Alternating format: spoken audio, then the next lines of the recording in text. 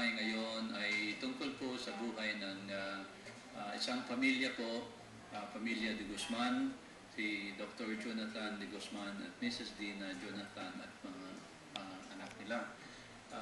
So pwede bang pasimulan natin yung kwento tungkol sa inyong ng paghamon ng ating Panginoong Diyos sa buhay ninyo?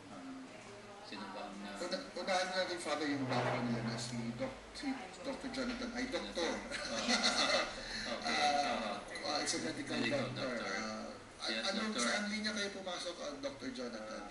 Family medicine po, pero company doctor po ako ng may mga bars po, certain bars po. So I work at night po. Pero nilimit ko naman po sa twice a week. So gabi po ako nag-work twice a week. Okay. Si ang misis ay... Full-time. Ano ko, artista eh. Mukha siyang artista.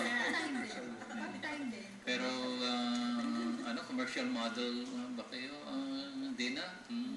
Nakikita ko siya sa TV, dun sa beauty product. Okay, si Doc, siguro pasimulan na po ninyo ang kwento ng buhay. Yung kwento po namin, actually, ang tawag ko nga sa kanya, sabi ko, the story that changed our life.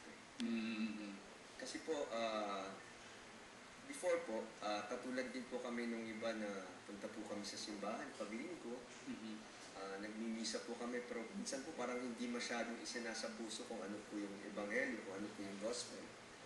Minsan po, pipilitin mo pa yung mga bata sumamas ka, pati ikaw parang napipilitan ka lang. Tapos yung wife ko po, si Dinah, undecided po siya noon kung Catholic pa siya or Baptist pa siya. Hindi po siya makapag-decide. Hindi po siya nagsasign of the cross. Sabi niya kasi, that's a Catholic thing. Sabi niya, hindi ko alam kung Catholic ako dahil she grew up na medyo Baptist daw po yung mom niya. Pero a little more than 2 years ago po,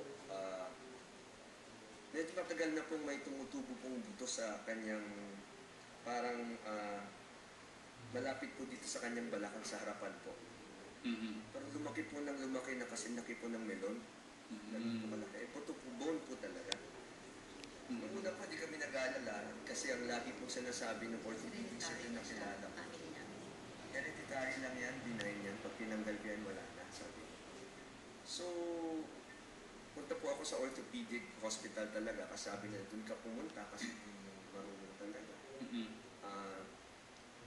Pinaggawan po kami ng MRI. So, pagbalik po ng MRI, doon na lumabas yung malignancy, sabi. Pagdating Because po of size daw, yung kalaki. Kasi niya para siyang bumero. Tapos pagdating po namin dun sa surgeon, sabi niya, hindi ko na kayo pwedeng galawin, dadalhin ko yung sa tumor surgeon.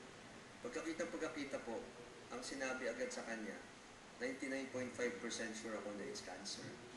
And I may have to cut your limbs, yung hita mo para masave ang buhay mo. At iyak na po siya nag-iyak dun sa hospital, pati po ako umiiyak na. Sabi ko sa kanya, babalik tayo dun sa original doctor natin. Father, bago natin ituloy yung pagkakwento ni Dr. Jonathan,